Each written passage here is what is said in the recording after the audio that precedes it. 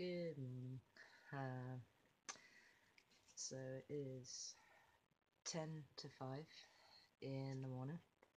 I have been up since 4, had my breakfast, let the dogs out, done everything, and still the world is not awake. So that'd be a topic for another time, I think, insomnia in mental health patients. But as I say, we'll deal with that another time. Right now, I think I want to talk about, as I touched upon yesterday, mental illness in the news. And I guess the big one would be Prince Harry talking about mental illness. Now, the idea is that it's removing the stigma from mental illness. I personally have other ideas, and some of you might find them quite controversial, but that's absolutely fine. There's another reason doing this. It's like, please, if you disagree, absolutely comment, let me know. Always up for a discussion. So actually, I think I'll start with that. So a discussion I actually had with two people, and one of them was a member of my family who said that because of the way Prince Harry had come out about his struggles following his mother's death, that she felt that the stigma was actually being removed from mental illness. Now, I don't agree with this at all, mainly because I think there'll always be a stigma, because I think the stigma isn't actually related to seeking counselling or anything like that. I actually think the stigma about mental illness relates to people who take medication to manage it. Now, I'm not taking anything away from Prince Harry. In fact, I really like Prince Harry. I like the royals. I think they're good people. Prince Harry in particular, I mean, #lad, seriously.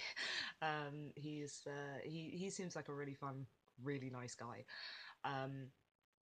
But what he has suffered, and the actions he took to sort himself out, so going to counselling, are absolutely, they seem like a very, very natural step, and the emotions he felt, very natural emotions, following the death of his mother in a high profile situation.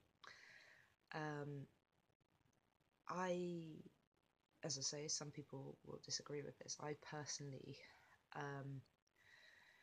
would not call what Harry had mental illness. As I say, I think they're very natural emotions. I would probably refer to this as reactive depression or situational depression. So basically, depression relating to a specific occurrence. There's context for it. As I say, it's completely natural to, for people to have breakdowns and suffer a serious, how to put it, just a completely natural reaction to death, really. Obviously not everyone goes through it, but this guy was in the spotlight, and he did feel like he had to push down his emotions, and so absolutely, it just seems like a natural reaction to me. But as I said, I think it's mental illness with no, specifically depression, with no context, that is where the stigma applies. As I said to you, I, like many other people, we have very nice lives. When you look at it, people will say, what are you depressed about? Um, you know, it's like you've got a great family, great friends. You know, it's like you had a decent job, and it's like, yeah, no, exactly. And I actually, before this recent crash, actually thought that a lot of my depression was related um, to another issue. Even though I realised I would have had depression anyway, but now it is so clear to me that it's not. Um, that because this time my the issue I thought it was related to was actually resolved, and I still crashed spectacularly. It was the worst crash I've ever had, and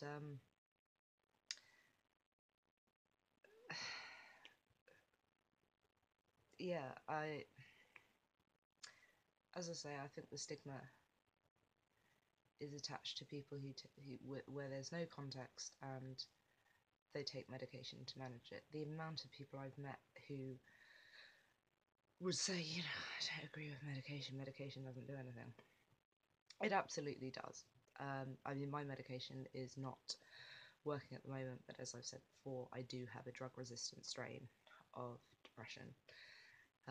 But I currently actually take 3 different antidepressants just to, well, I use the word function loosely, but you know, I mean, I'm sitting here, I'm doing this. I know if I skip a dose, it's just an absolute disaster. Can't get out of bed, just crying hysterically, and it's just a mess. And I just wanted to run a few figures again past you. Just after Prince Harry revealed his situation, and as I say, I'm not taking anything away from him, and I think what he's done is good. But just personally for me, I don't think I'll change this. But let's have a look.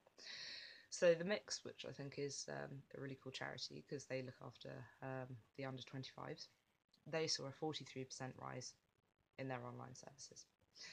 Now, this makes sense, sort of the under 25s.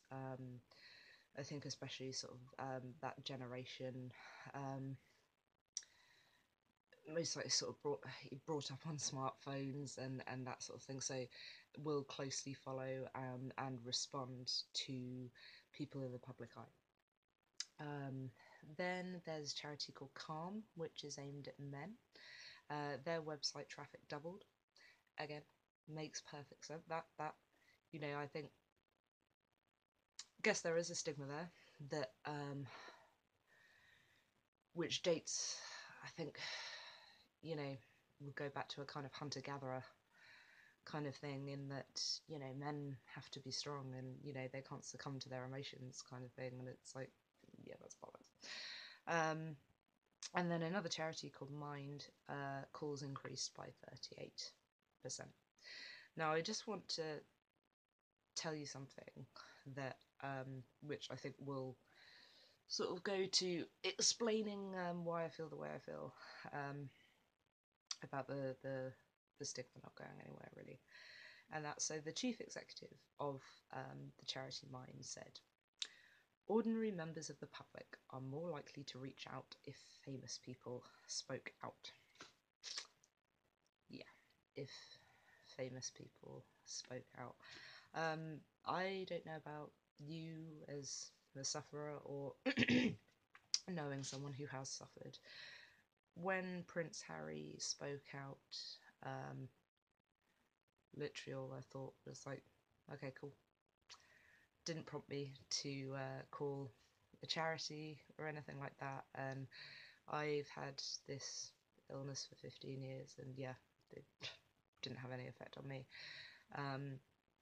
And as far to, you know, to say like, oh yeah, no, that's a good thing that he's done. But you know, it personally, a famous person coming out is not going to do anything for me or make me feel like, oh wow, well, if a famous person suffers, you know, I can't be that abnormal. You know, it's just like, no, I think it's, again, it's even going further, but it's, I think again, it just those numbers. It just okay. Here's an example. I feel when I was at school, there was still a massive stigma, but from about the ages of I don't know 15 to 25, it seemed to be, let's call it fashionable, to have bipolar. And the majority of people who I met who insisted that they had crippling bipolar, yet did not take any medication whatsoever to manage it, but yet still appeared absolutely fine. Now, the thing is, you could argue it's like, well, maybe they were keeping that to themselves. Absolutely could. And with depression, I would believe it more. So, loads of people in my life, have no idea I have depression because I put on a very good face to hide it. When I am in a complete state, I won't go out, I won't see them, I'll make, excuses, so it's fine. Bipolar is if you have serious bipolar, it's like if it's seriously affecting your day-to-day life, ability to function, it is very, very difficult to hide.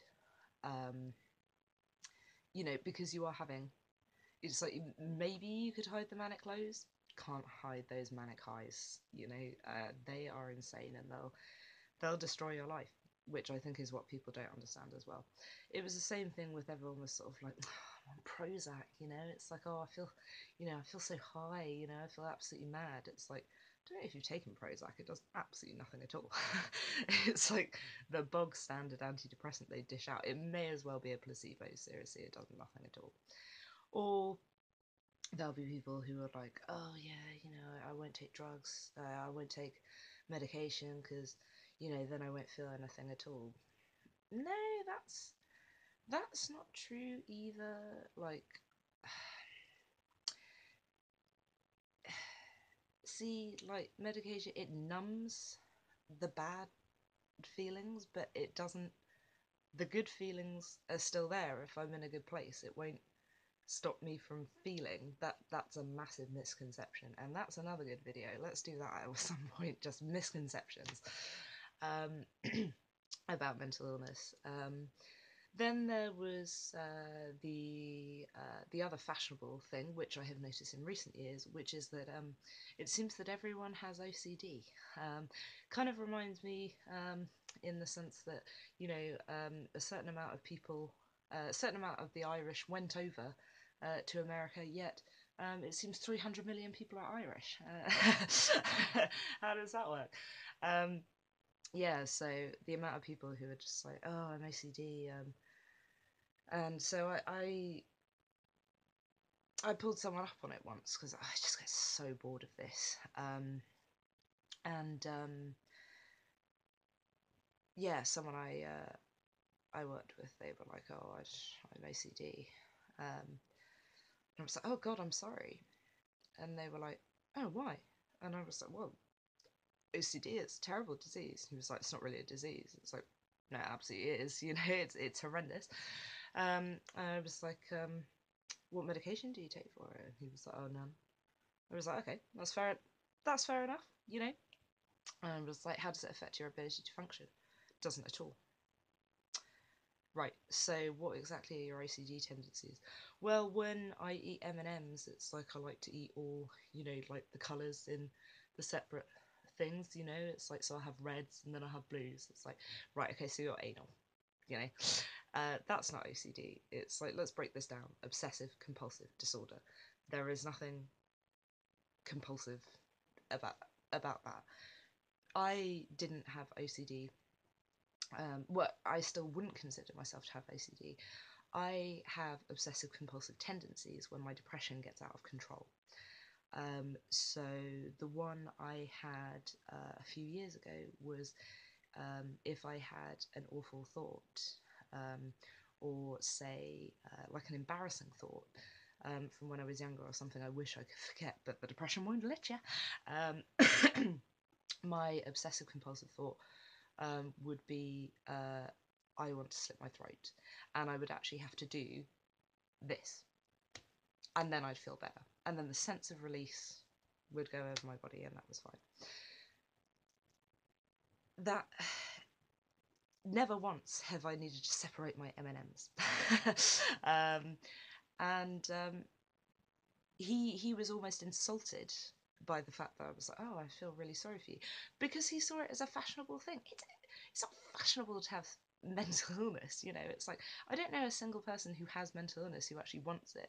It's kind of like when people have Munchausen's actually then become genuinely ill and they don't like it, because it's like no one actually wants to be ill. It's like they just want the attention from pretending to be ill, and then, you know, don't actually like it when they're ill. And also, I'm not dismissing Munchausen's either. That, you know, I feel very, very sorry for people with Munchausen's. That's terrible. But just, you know, to put things in black and white for, you know, this example,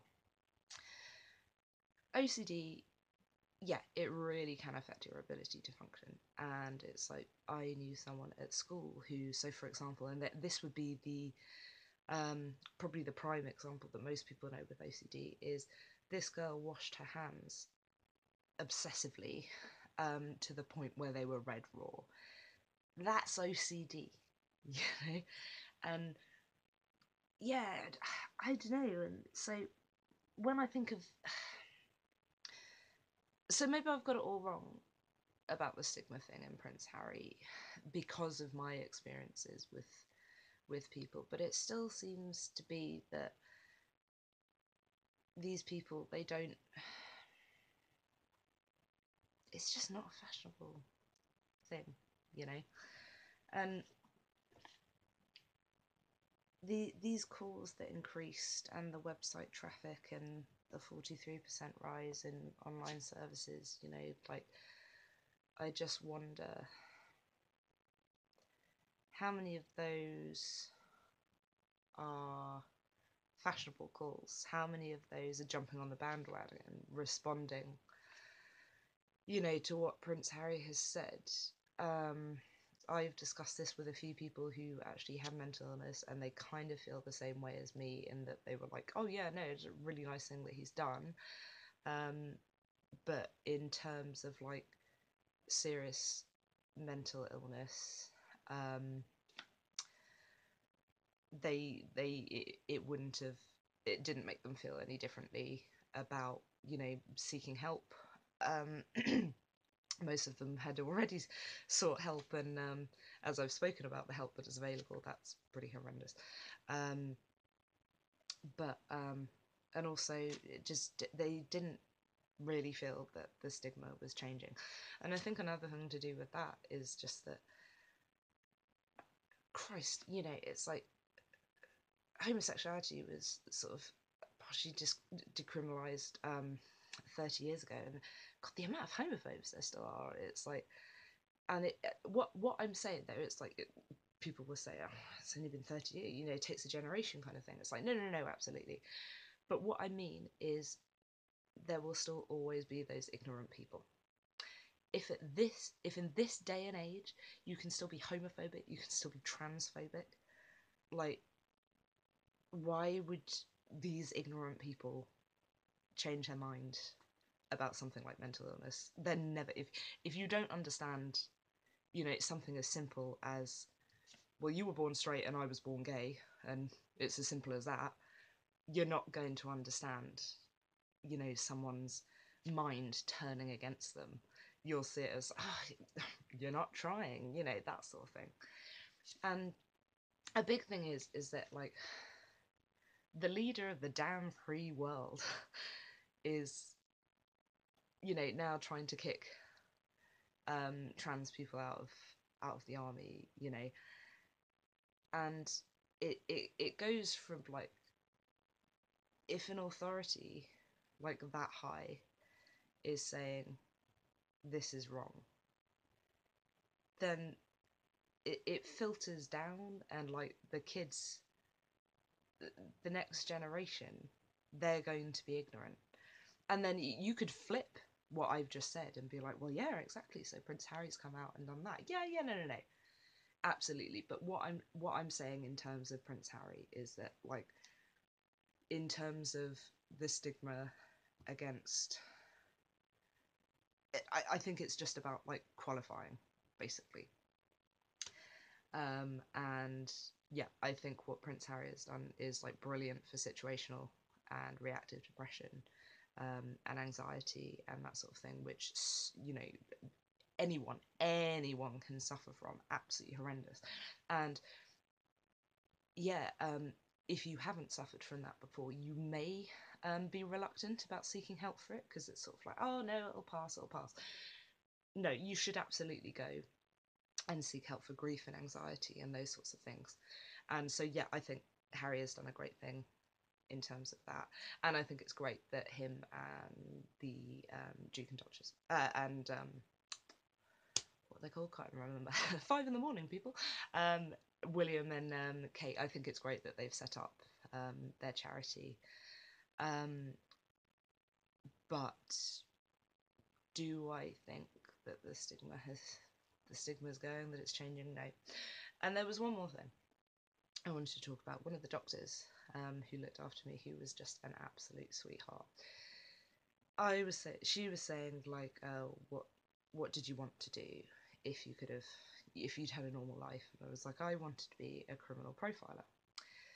And first of all, she was like, oh, like on TV. And I was like, no, like people sitting in an office and never going anywhere and not carrying a gun. That's me, because I'm frightened.